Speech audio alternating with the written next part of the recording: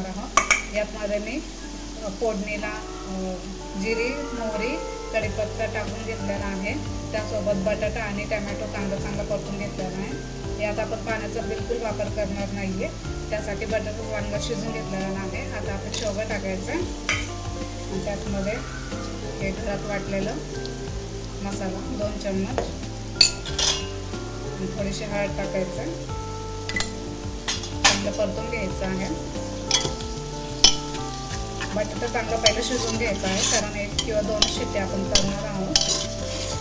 त्यामध्ये बटाटा चांगला शिजला पाहिजे।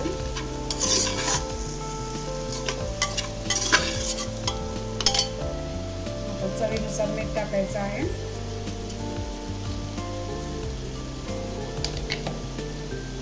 यामध्ये तेलाचा वापर थोडासा जास्त करायचा आहे, कारण आपण बिना पाण्याची भाजी करणार आहोत,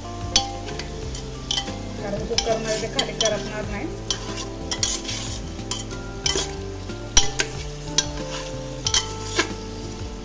चांगलं मिक्स करून घेऊया।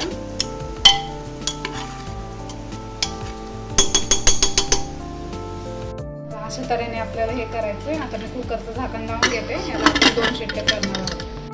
हे बघा, आपले शेवगे बटाट्याची भाजी तयार आहे।